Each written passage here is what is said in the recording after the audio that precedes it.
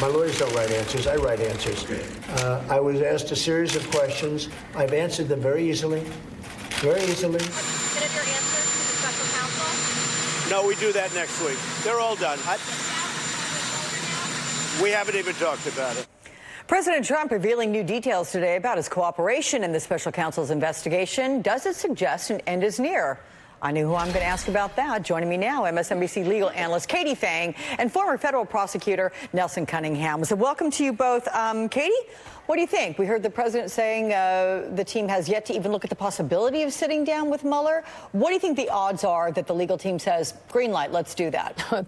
That sit down's not going to happen. But what's really frustrating about this is you hear Trump say, I answered all the questions. My lawyers didn't help me. It was so easy. Well, Alex, if it's so easy, why doesn't Trump just sit down with Mueller and answer the questions directly? But then you and I both know there's no way that Trump's legal team was going to let him take those answers and just send them off to Mueller. There's a reason why they are not going to be delivered. We heard this morning from Trump himself until next week. So something's going to happen once those answers are received by Mueller. But in a typical litigation scenario, and I want people to understand this, normally if you get evasive answers or incomplete answers to written questions, you can move to compel. You can go to court and say, Judge, I need better answers. You don't get that option here. And because you don't have that option, Mueller's either going to take what he gets from Trump and then try to subpoena Trump to show up to answer questions directly, or he's going to say, look, I already had this information anyway. I just wanted to see if I could catch Trump in a gotcha situation. We're going to know what's going to happen once Mueller gets those answers. Does this signal to you, Nelson, this is the final piece in the Mueller probe, the fact that the president says these questions are going to be going in, rather the answers to the questions go in next week?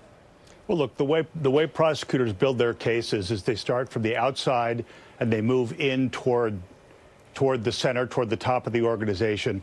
Clearly, you'd want to have all your ducks in a row if you're Robert Mueller before you get the president's answers to questions. Now, written questions, as Katie was just saying, written questions are not the gold standard for how we get to the truth.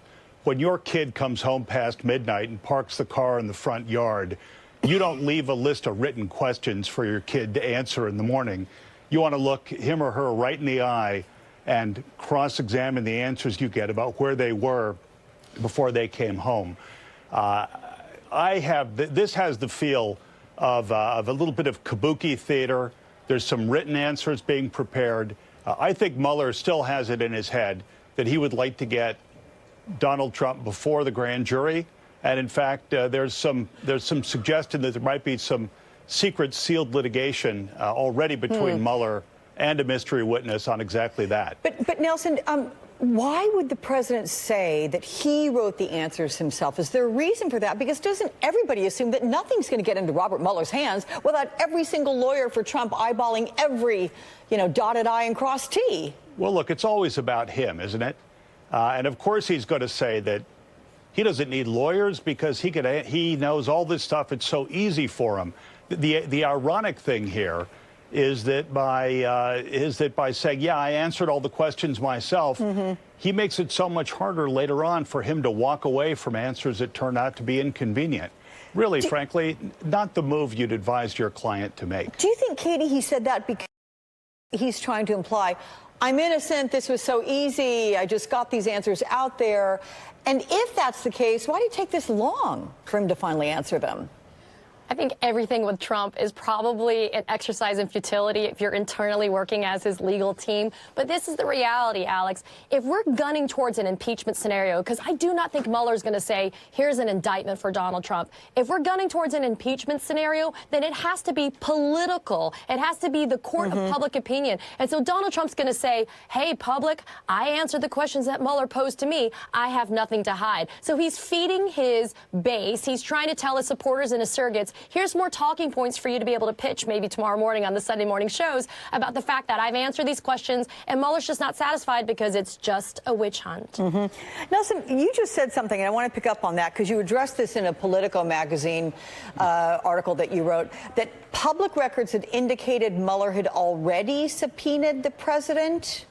Talk about that you said there was some legal litigation that had already gone down. Yeah, there's some sealed litigation in the D.C. courts that's bounced back from the district court to the Court of Appeals, back to the district court, back to the Court of Appeals in rapid fire fashion.